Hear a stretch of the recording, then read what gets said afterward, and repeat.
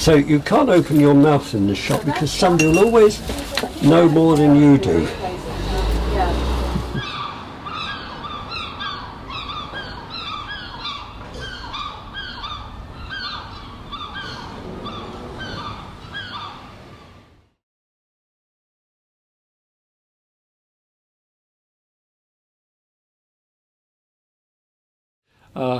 I just decided that I'd open a shop up, and so this was the shop. It was a fish and chip shop when I bought the house. It was a fish and chip shop, so we moved all the last remnants of fish and chipping, and then we have this.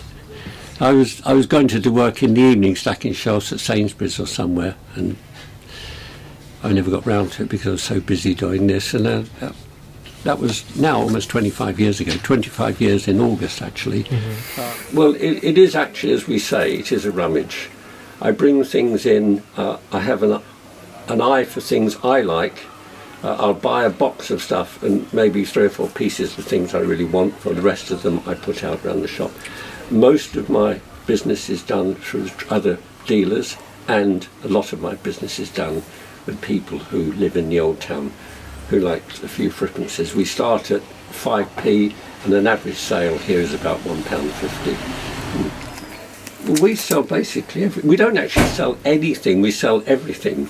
So you cannot define in one moment what we sell. I mean, one day I might sell postage stamps, maybe 30 or 40 pounds worth of postage stamps. Next day it's cigarette cards.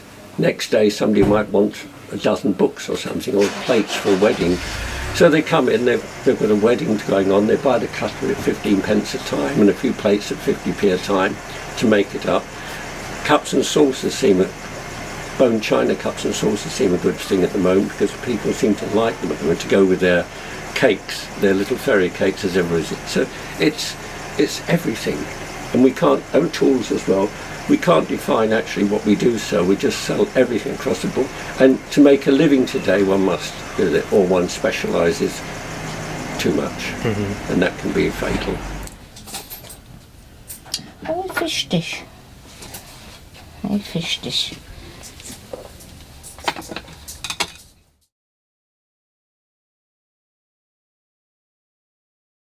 Well, I get them some from auction. Some of them come in from auction. I buy boxfuls at auction, 150, sometimes £200 worth at a time.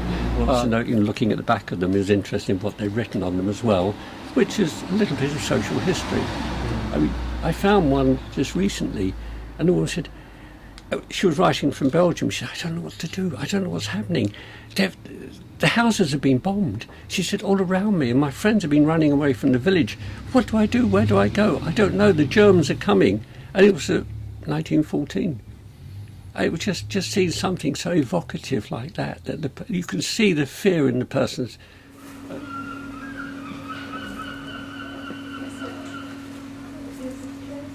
The British had a lot of trouble trying to stop them. So you've got 1, 2, 3, 4, 1, 2, 3, 4, 5, 20. The man's taken 20 heads in his life.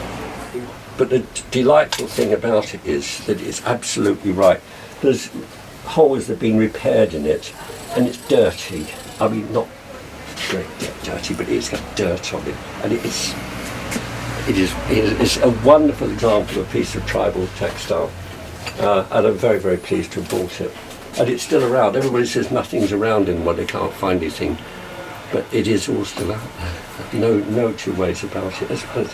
That's my find of, maybe the second find this year.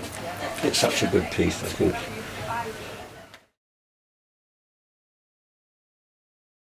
Even 15p or 10p. So they need a tool. Robert, have you got a screwdriver? Yes, there's one there. Robert, this afternoon, what did he ask me for? A pendulum. I just went to the drawer and I sold him a pendulum for £1.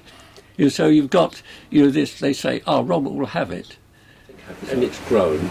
And I think because there's always a service here, we're always open. There's more and more shops. I mean, every single shop in the Old Town is different. It's run privately. There's not one international company here. So we see individual people selling individual things, and people are coming down to see this.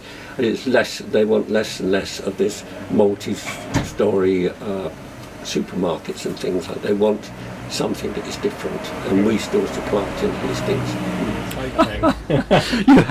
you have Christie's came down, then the local auctioneers came down, then the good and great of the antique turned up.